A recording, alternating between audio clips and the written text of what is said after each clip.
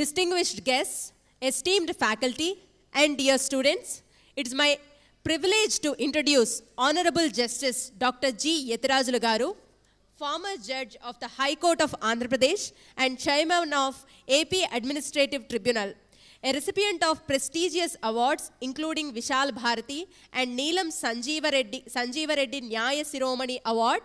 He is a respected figure in the legal fraternity. As head of the inspection team of the Bar Council of India and presiding arbitrator in various cases, his expertise is invaluable. Notably, he is also involved in the construction of Lord Venkateswara Temple in Srikakulam district. My Lord, we humbly request you to honor this occasion with your esteemed address.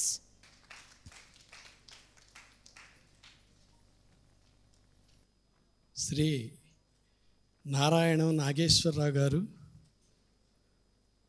వారి సోదరులు, కుటుంబ సభ్యులు ధన్యులు. ఇలాంటి ఒక బృహత్తర కార్యక్రమాన్ని చేపట్టి దశాబ్దాల తరబడి విజయవంతంగా నడిపిస్తున్నటువంటి వారి గొప్పతనాన్ని మనందరము గుర్తించాలి. ఒకసారి మనందరము మన చప్పట్లతో వారిని గౌరవించాలి.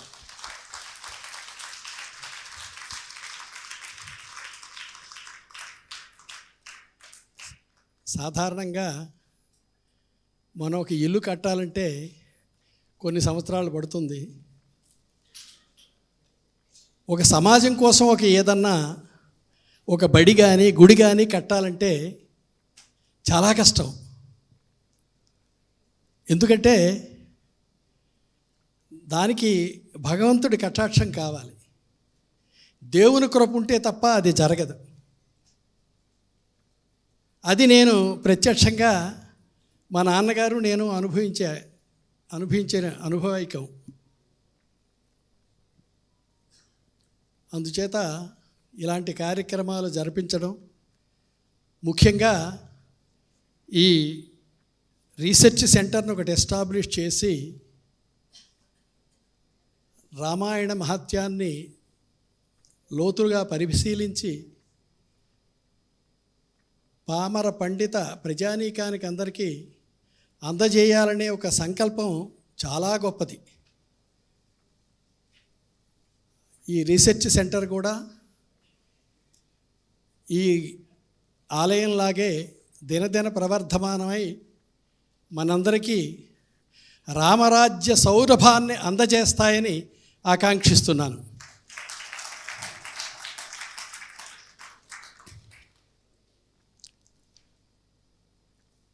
ఇంతకుముందు వక్తలందరూ రాముడు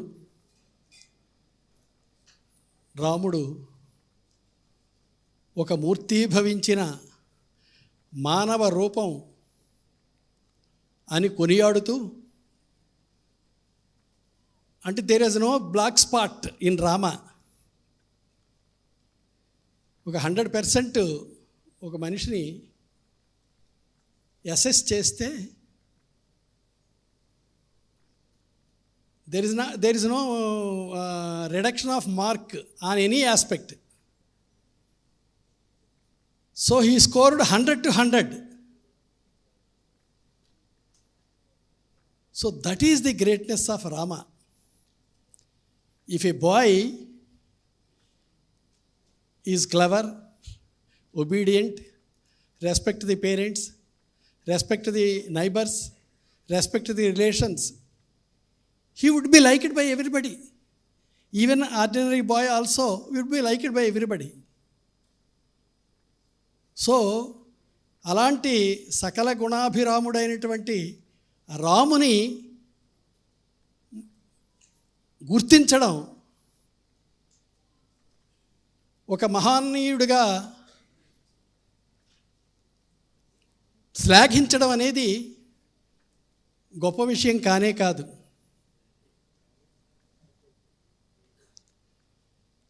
అయితే ఇప్పటి వరకు మన వక్తలు రాముడి గొప్పతనాన్ని, రామరాజ్యం తాలూకా గొప్పతనాన్ని, రామరాజ్యంలో తెచ్చినటువంటి సంస్కరణల్ని, రాముడు ప్రజల్ని ఎలా పరిపాలించాడు అని సోదాహరణంగా అందరూ వివరించారు. అయితే నేను I would like to present another angle of the story. అదేమిటంటే, ఇప్పుడు ఒక అతనికి ఆపరేషన్ అవుతుంది. ఆపరేషన్ అయితే ఒక ఆర్గాన్ ఇంట్రడ్యూస్ చేస్తారు. ఒక కిడ్నీ ఆపరేషన్ అనుకోండి, హార్ట్ ట్రాన్స్ప్లాంటేషన్ అనుకోండి. అది కొంతమంది రిజెక్ట్ చేస్తుంది, ఆ బాడీ రిజెక్ట్ చేస్తుంది. It will not accept the foreign body unless it suits the body. అట్లాగే ఒక ఏదైనా ఎముక విరిగిపోయింది అనుకోండి, రాడ్ వేస్తారు, foreign metal, that will also be rejected. So in order to accept the principles of Ramayana, there must be like-mindedness. ఆ చింతన కావాలి, ఆ గొప్పతనాన్ని గుర్తించగలగాలి. ఆ లైక్ మైండెడ్నెస్ ఎప్పుడు వస్తుందో ఆటోమేటిక్గా అతను ఒక ఫ్యాసినేషన్ డెవలప్ అవుతుంది. దానితో దాని తాలూకా గొప్పతనాన్ని ఆస్వాదించడం ప్రారంభిస్తాడు. అలా ఎప్పుడైతే ప్రారంభిస్తాడో ఆ లోతుల్లోకి వెళ్ళడం ప్రారంభిస్తాడు. అలా ఎప్పుడైతే లోతుల్లోకి వెళ్ళడం ప్రారంభిస్తాడో ఆ వ్యక్తి గొప్పతనాన్ని అతను గుర్తించగలుగుతాడు. సో అట్లాగా మన ప్రజెంట్ అప్పుడు ఆ రోజుల్లో కృతయుగంలో, ద్వాపరయుగం, కృతయుగంలో ధర్మం 4 పాదాలు నడిచేది. అందరూ ఒక సోల్జర్ లాగా అటెన్షన్లో ఉండి, పెద్దల్ని గౌరవించాలంటే గౌరవించేయడమే, పిల్లల్ని ఆశీర్వదించాలంటే ఆశీర్వదించేయడమే, ఒక కార్యక్రమం చేయాలంటే చేసేయడమే. ఇంక దానికి అబ్జెక్షన్ చేసే క్వశ్చన్ లేనే లేదు. అట్లాగా ఒక లైక్ మైండెడ్నెస్ ఆ ప్రజల్లో అందరిలో ఉంది. కాబట్టి ఆ యుగధర్మం ప్రభావం వల్ల రాముడికి ఆ రాజ్య పాలనలో అంత కోఆపరేషన్ ఎక్స్టెండ్ అయింది. రాముడు గొప్పతనంతో పాటు యుగ ప్రభావం కూడా కలిసి వచ్చింది అక్కడ. ఇప్పుడు పరిస్థితులు పూర్తిగా డిఫరెంట్గా ఉన్నాయి. ఇప్పుడు మనం ద్వాపర యుగం వెళ్ళిపోయింది, ఇప్పుడు కలియుగంలో ఉన్నాం మనం. కలియుగంలో ధర్మం ఒంటి పాదం మీద నడుస్తుంది అంటున్నారు. అది కూడా డౌట్ఫుల్లే. ప్రజెంట్ లేటెస్ట్ ట్రెండ్ చూస్తే అది కూడా డౌట్ఫుల్లే. మనం ఏమిటి సాధారణంగా సత్యం వద, ధర్మం చెర, నిజం చెప్పురా నాయన అంటే దాన్ని చంపేస్తున్నాడు, కూనీ చేసేస్తున్నాడు. నిజం చెప్పురా నాయన అని ఒక సాక్షిని కోర్టుకు తీసుకెళ్తే తిరిగి వచ్చి చెప్తున్నాడు, ఇది కోర్టు కాబట్టి నిజం చెప్తున్నానండి, ఇది నిజమని. సో కోర్టులో అక్కడ బోనులో ఉన్నంతసేపు అతను అబద్ధమే చెప్తున్నాడు. అది కలి ప్రభావం. అట్లాగే ఆ సత్యాన్ని వధ చేస్తున్నాడు. వధ అంటే మాట్లాడు, చెప్పు, వధ చేస్తున్నాడు, దాన్ని నరికేస్తున్నాడు. అలాగే ధర్మం చెర, ధర్మం ప్రకారం నడుచుకో అని చెప్తున్నారు. ధర్మం చెరసాల్లో పెడుతున్నారు. ఇప్పుడు ఎవడన్నా మంచి మాట్లాడితే తోసే, లోపల తోసే అంటున్నారు. That is the present trend. Children పసివాళ్ళు టీచర్ ఏదన్నా అంటే వాడు ఇంటి దగ్గర కంప్లైంట్ చేస్తే ఆ తల్లి తండ్రి ఇద్దరు వాళ్ళ తాలూకా బంధువులు కూడా తీసుకొని వచ్చి ఆ టీచర్ని చెదగబాదేస్తున్నారు. ఇది ఎక్కడ ధర్మం అండి? అంటే ఎలా ఉంది ధర్మం, ఎలా నడుస్తుంది ఇప్పుడు ఈ కలి ప్రభావం వల్ల అనేది మనం కూడా చూడాలి. ఇప్పుడు మనం చూసాం, నిన్నగాక మొన్న నేపాల్లో ఏం జరిగిందో. ఒక చిన్న వివాదం పార్లమెంటును తగలబెట్టేశారు. ప్రైమ్ మినిస్టర్ని వెంటబెట్టి కొట్టారు. ఎంత ధైర్యం కావాలి, ఎంత సాహసం కావాలి, ఎంత దుర్మార్గులై ఉండాలి. మరి ఇలాంటి వాళ్ళు ఉంటున్నటువంటి ఈ సమాజంలో రామరాజ్యం ఎలా తీసుకురావడం అనేది మన ముఖ్యమైన ప్రశ్న. ఇంకొకటి, ఇప్పుడు మనం ఒక రాజ్యాంగం ప్రకారం కాన్స్టిట్యూషనల్ అథారిటీని ఒక అతన్ని పెడుతున్నాం. What he is supposed to do? He has to act according to the Constitution, but he is violating the Constitution. He says that I am the king. No Constitution, nothing. You do as I say. So, అది ప్రభావం, కలి ప్రభావం కానీ మన సొసైటీలో వస్తున్నటువంటి మార్పులు కానీ కారణం ఏదైనా మనమంతా అధర్మ మార్గంలో నడుస్తున్నాం. మోస్ట్ ఆఫ్ అస్ అధర్మ మార్గంలోనే నడుస్తున్నాం. ఇప్పుడు ఎవరికన్నా అప్పిస్తే, పూర్వం మా చిన్నప్పుడు అంటే ఒక 70 ఏళ్ల కిందట నా అనుభవం ఏమిటంటే, ఒక ఆయన అప్పు తీసుకుంటాడు. అప్పు తీసుకున్నవాడు ఆ అప్పు తీర్చే వరకు అది ఎప్పుడూ తప్పిస్తుండేవాడు. నేను ఎప్పుడు వాడికి అప్పు తీరుస్తాను, నేను అతనికి రుణ విముక్తుడిని ఎప్పుడవుతాను, ఆ రుణపడిపోతే మళ్ళీ వచ్చే జన్మలో నేను ఏ జన్మ ఎత్తుతానో నాకు తెలియదు అన్నంత బాధపడేవాడు. అలాగా బాధపడుతున్న వాళ్ళకి ఇప్పుడు ఏమవుతుందో తెలుసండి? అప్పు ఇచ్చావా ఎప్పుడు అని అడుగుతున్నాడు. అప్పు తీసుకున్నవాడు ఎప్పుడు? 4 సంవత్సరాలు అయింది. అయితే లిమిటేషన్ అయిపోయింది కదా.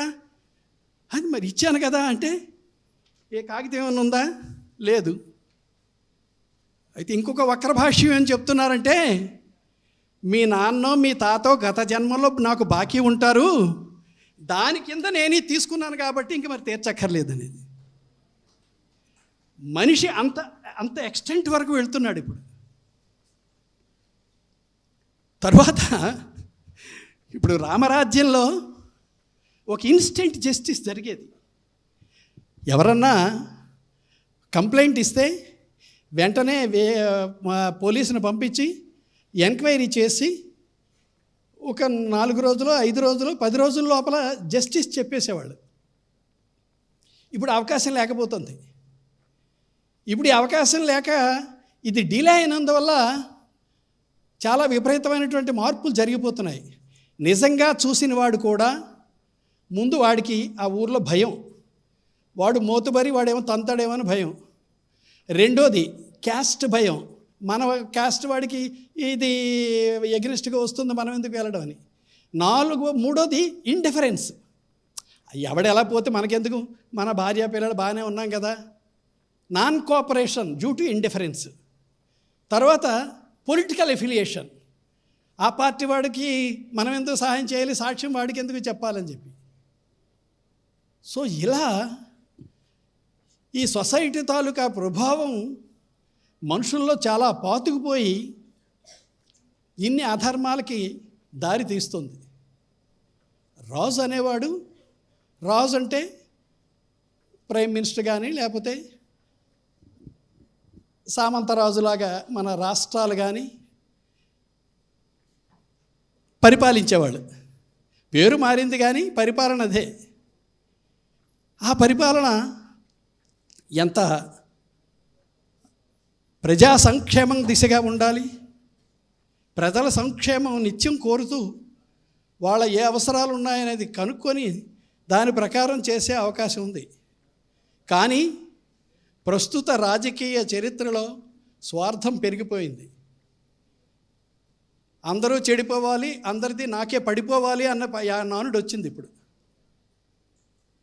దానివల్ల ఏమవుతుందంటే రాజకీయ నాయకులు అనే వాళ్ళ మీద ఏహ్యభావం ప్రారంభమైంది. న్యాయం చేస్తారన్న నమ్మకం పోయింది. ఇప్పుడు భరతుడు రాముడి దగ్గరికి, ఆ చిత్రకూట పర్వతాల దగ్గరికి వెళ్ళినప్పుడు భరతుడిని కొన్ని ప్రశ్నలు వేస్తాడు. నీ మంత్రివర్గంలో ఎలాంటి వాళ్ళని తీసుకుంటున్నావు, నీ సైనికులుగా ఎలాంటిని తీసుకుంటున్నావు, నీ ధర్మాధికారిగా ఎలాంటిని తీసుకుంటున్నావు, నీ వేగులుగా ఎలాంటి వాళ్ళని తీసుకుంటున్నావు, నీ ఫారెన్ అంబాసిడర్స్ని ఎలాంటివి తీసుకుంటున్నావు అనేది దానికి ఒక స్టాండర్డ్స్ ఫిక్స్ చేశాడు రాముడు. ఇలాంటి వాళ్ళనే నువ్వు సెలెక్ట్ చేస్తున్నావు కదా అని చెప్పి. అట్లాగే శిక్ష వేసేటప్పుడు కూడా వాడి వెనక ముందు చూడమన్నాడు.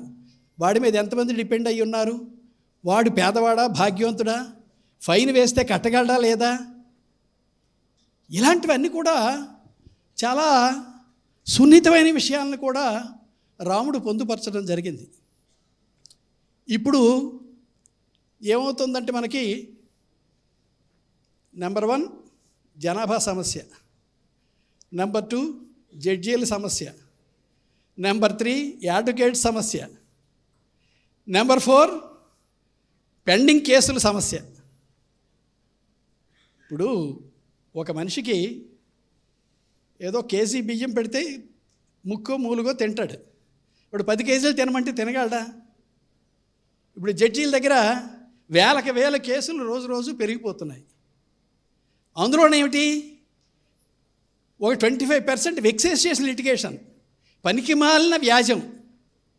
అంటే ఎలా అంటే, ఇప్పుడు మీ దగ్గర ఈ ల్యాండ్ ఉందనుకోండి, నేను ఒక పత్రం పుట్టిస్తాను, సో అండ్ సో నాకు ఈ ల్యాండ్ అంతా దానం ఇచ్చేశారండి, దాని మీద ఒక కేసు వేస్తాను, దాని మీద ఒక స్టే తీసుకుంటాను, మీరు ఏ యాక్టివిటీ దీని మీద జరగకూడదని. అది కోర్టు తీర్పుకు రావడానికి it will take so many years. So అట్లా ఏమవుతుందంటే వెక్సేషియస్ లిటిగేషన్, పనికి మాలిన వ్యాజ్యం ఒకటి, తర్వాత పార్టీల నాన్ కోఆపరేషన్, సాక్షుల తాలూకా ప్రలోభం తాలూకా ఒకటి, తరువాత న్యాయమూర్తుల స్థానాలను పూర్తిగా నింపకపోవడం, జనాభా ఒత్తిడి కూడా చాలా ఉంది. తరువాత ఈ పరిస్థితుల్లో how to inject the principles enunciated by Rama into the people.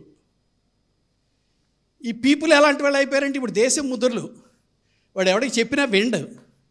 ఇప్పుడు he doesn't know the distinction between Rama and Yesu. ఇప్పుడు ఆ పరిస్థితికి వచ్చేసాం. ఎందుకంటే మనకి కర్మవశాత్తు, అదృష్టవశాత్తు, దురదృష్టవశాత్తు ఈ సెక్యులరిజం అనే పదం ఒకటి కాన్స్టిట్యూషన్లో ప్రియాంబుల్లో చేర్చారు 1975 or 76 42nd అమెండ్మెంట్లో. ఆ సెక్యులరిజం అని పేరు రావడంతోనే నో మతం గురించి మాట్లాడకు, దేవుడి గురించి మాట్లాడకు అంటున్నారు. గవర్నమెంట్ పుస్తకాలు అన్నింటిలో అన్నీ తీసేస్తున్నారు. అదర్ రిలీజన్స్ ఏం చేస్తున్నారు, వాళ్ళు మదర్సాస్ పెట్టి పిల్లలందరినీ అక్కడ కూర్చోబెట్టి వాళ్ళకి బ్రెయిన్ వాష్ చేసి చేసి చేసి చేసి ఒక ప్రిజుడిస్ డెవలప్ చేస్తున్నారు ఎగెనిస్ట్ నాన్ రిలీజియస్ పీపుల్. అట్లాగే ఇంకొక రిలీజన్ కూడా అలాగే they are threatening people, if you don't believe our god you will go to hell. So therefore అట్లా కూడా కొంతమంది ఎక్స్ప్లాయిట్ చేస్తున్నారు. వాళ్ళు కూడా రిపీటెడ్గా ప్రజలకి నూరిపోసి వాళ్ళకి అది ఒక మైండ్లో ఇంప్రింట్ అయ్యేటట్టు చేస్తున్నారు. సో ఇన్ని సమస్యల మధ్య ఇప్పుడు మన కర్తవ్యం, నా ఉద్దేశంలో మన కర్తవ్యం ఏమిటంటే how to identify these problems. రాముడు తాలూకా పరిపాలన అంతా బ్రహ్మాండంగా ఉంది, రామరాజ్యం చెయ్యగలం. కానీ రామరాజ్యం కావడానికి ముందు ప్రిపేర్డ్గా ఎవరున్నారనేది ఐడెంటిఫై చేయాలి. దాన్ని ఐడెంటిఫై చేయాలంటే నాకు తెలిసిన మేరకు ఏమిటంటే, ఒకటి, చైల్డ్హుడ్ దగ్గర నుంచి ఒక రకమైన భక్తిభావం వాళ్ళలో నెలకొనాలి. చైల్డ్హుడ్ దగ్గర నుంచి పుస్తకాల్లో ప్రార్థనల ద్వారా, భజనల ద్వారా వాళ్ళకి అది నూరు పోయాలి. తల్లిదండ్రులు కూడా ఆ రెస్పాన్సిబిలిటీ తీసుకునేటట్టు చెయ్యాలి. రెండవది ఏమిటంటే, ఈ మధ్య ఒక చిన్న ఎక్స్పెరిమెంట్ జరిగింది ఆంధ్రప్రదేశ్లో. చాగంటి కోటేశ్వరరావు గారిని నైతిక విలువల చైర్మన్గా అపాయింట్ చేశారు. నైతిక విలువల కమిటీ చైర్మన్గా అపాయింట్ చేశారు. వారేం చేశారంటే, ఒక 6 పుస్తకాలు రాశారు. ఒక్కొక్క క్లాస్కి ఒక పుస్తకం చొప్పున 5వ తరగతి నుంచి 10వ తరగతి వరకు ఒక 6 పుస్తకాలు రాశారు. అవి ఇప్పుడు డిస్ట్రిబ్యూట్ చేస్తున్నారు. వాటి ఎఫెక్ట్ ఎంత ఉంటుందో మనకు తెలియదు. అది ఎందుకంటే అది అఫీషియల్గా కాదు, సిలబస్లో లేదు. Unless it is included in the syllabus and made part of the subject, the students will not read. That is another problem. mere distribution అయితే వాళ్ళు పక్కన పడేస్తారు. సో అన్లెస్ మన యాటిట్యూడ్ ఏమిటంటే, it must be a compulsion. చెమడాలు ఎగ్గొడతానంటే వాడు చదువుతాడు, అలాగే ఎగ్గొట్టేవాడు. కొడితే ఇప్పుడు టీచర్స్ని కొడుతున్నారు. అందుచేత ఇప్పుడు టీచర్స్ ఆర్ అఫ్రైడ్, వాడి కర్మ వాడు ఎక్కడికి పోతే పోనీ అనేది.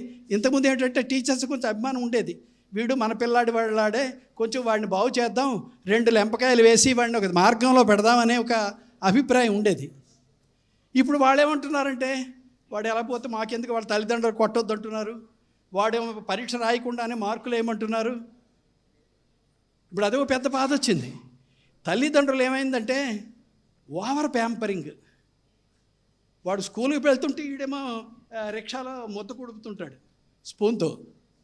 ఆ పరిస్థితికి వచ్చారు. ఆ పిల్లాడి మీద ఈగ వాలితే టీచర్ మీద దుడ్డు వాలుతుంది. అది వచ్చిన పరిస్థితి. సో దీనికి అంతటికీ ఒక కాంప్రహెన్సివ్ స్కీమ్ కావాలి.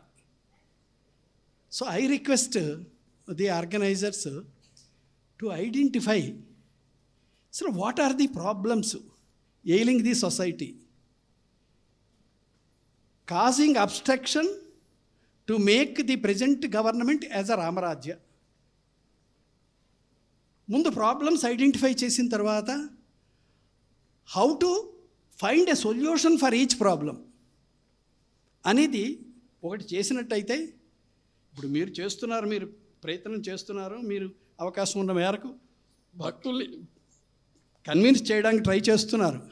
కానీ ఆ ప్రయత్నం ఏదో మొక్క అయిన దగ్గర నుంచి వంచాలి.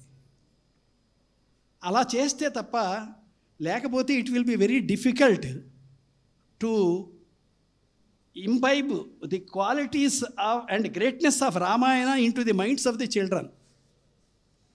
అందుకు మీరు ఇంకొక నాగేశ్వరరావు గారికి నా రిక్వెస్ట్ ఏమిటంటే, మీరు విజయనగరం పరిధిలో కానీ లేకపోతే చుట్టుపట్టు గ్రామాల్లో కానీ కొంచెం ఖర్చు పెట్టి భజన మండళ్ళు, ఆ ఊరిలో లైక్ మైండెడ్ వాళ్ళందరినీ సేకరించి వాళ్ళకి కొన్ని తాళాలు, డోలు అలాంటివి అవసరమైనవి ఇచ్చి, మీరు ఒక ప్రతిరోజు లేకపోతే ప్రతి శనివారం ఒక భజన చేయండి, మీకు ఆ రాముడు తాలూకా పాటలు వాటన్నిటినీ మేము ఇస్తాము అనేది చెప్పడం. తర్వాత వాళ్ళకు ఒక మైక్ సెట్ ఇచ్చి ప్రతిరోజు రామాయణం తాలూకా కథలు కానీ, శ్లోకాలు కానీ, పద్యాలు కానీ ఏమన్నా ప్రతిరోజు ఉదయం అక్కడ చేస్తే కొన్నాళ్ళకు కొంత మార్పు వస్తుందేమో అనేది ఒక ఆశ. లేకపోతే ఏమైపోతుందంటే, మాకు చిన్నప్పుడు స్కూల్లో పాఠాలు ఉండేవి. భారతంలో ఒక ఘట్టం ఇచ్చేవాళ్ళు, రామాయణంలో ఒక ఘట్టం ఇచ్చారు, కొన్ని సందర్భాల్లో నాన్ డీటెయిల్గా కూడా పెట్టేవాళ్ళు. ఇప్పుడు అదంతా పోయింది. ఇప్పుడంతా వెస్టర్న్ టైప్ ఆఫ్ ఇది వచ్చింది. ఇంకా ఇప్పుడు ఏదో చెప్తున్నారు, ఇంటర్మీడియట్లో పరీక్ష కూడా తీశారట. ఫైనల్ ఇయర్ కూడా తీసేస్తే గొడవ వదిలిపోయింది. మరి ఇంకేం. సో అలా సొసైటీ మారిపోతుంది. దానివల్ల ఎందువల్ల అంటే some vested interests are taking advantage of this word secularism. This secularism is applied only to Hindus, not to others. So ఎంత అన్యాయం అండి. మనం 80% ఆఫ్ ది పాపులేషన్ భారతదేశంలో ఉండి మనం కుక్కిని పేర్లాగా ఉంటున్నామండి. మనం గట్టిగా మాట్లాడితే ఎవడొచ్చి కేసు పెడతాడో, ఎవడేం చేస్తాడో అనే పరిస్థితిలో ఉన్నామండి. ఎంత దౌర్భాగ్యం. ప్రపంచ ఖ్యాతిగాంచినటువంటి రామరాజ్యంలో పుట్టి మనకి ఈ దౌర్భాగ్యం ఏంటి? అందుకు దీనికి మీరొక్కరే కాదు, మీరు ప్రారంభిస్తే మీతో పాటు మరికొంతమంది చేరడానికి అవకాశం ఉంటుంది. తర్వాత ప్రభుత్వానికి కూడా మీరు ఒక టీమును తీసుకెళ్ళి ఈ ఇంపార్టెన్స్ వాళ్ళకి చెప్పి government recognition, Sanskrit research centre అని కానీ, లేకపోతే రామాయణ రీసెర్చ్ సెంటర్ అని, what ever it may be, it can also be made a university inviting several people to follow it. తర్వాత ఇంకొక ప్రాబ్లం ఉందండి. ముఖ్యంగా ఏమిటంటే, ఇప్పుడు చాలామంది చూస్తున్నారు, చాలామందికి తెలుస్తుంది, ఆలయాలు ఎక్కువ అవుతున్నాయి, మూఢభక్తి ఎక్కువ అవుతుంది. పూజ చేయడానికి అర్చకులు లేరండి. ఎందుకంటే వాళ్ళకి భృతి ఎలాగా, దేవుడికి ప్రసాదం పెట్టైనా తినాలి కదా, అది కూడా అవకాశం లేకుండా కొన్ని గ్రామాల్లో, కొన్ని ప్రాంతాల్లో ఉంది. అందుకు దానికి ఏమిటో ఒకటి చేయాలి. ఇప్పుడు ఏదో ప్రభుత్వం 10,000 ఎంతో ఇప్పుడు అర్చక స్వాములకు ఇస్తున్నట్టుంది. ఎండోమెంట్స్ రికగ్నైజ్ అయిన వాటికే, కాని వాటికి లేదు. అలాగా కొన్ని రకరకాల ప్రయత్నాలు చేసి తర్వాత ఒక ప్రైజ్ కూడా అనౌన్స్ చేయండి. 1,00,000 2,00,000 మేము ప్రైజ్ ఇస్తాం. దోస్ హూ సజెస్ట్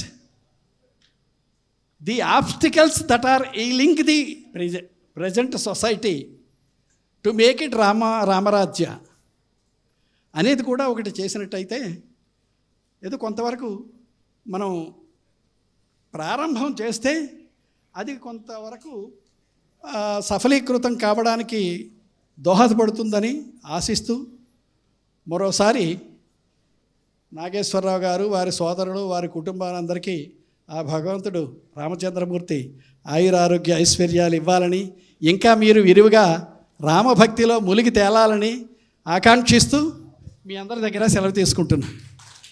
రామరాజ్యాన్ని ఎలా సాధించాలో మనకి చక్కగా వివరించిన ఆనరబుల్ జస్టిస్ శ్రీమాన్ యతిరాజులు గారిని సత్కరించవలసిందిగా ఆనరబుల్ జస్టిస్ దుర్గాప్రసాదరావు గారిని, చిలకపాటి విజయరాఘవాచార్యులు గారిని, నారాయణం నాగేశ్వరరావు గారిని కోరుతున్నాం.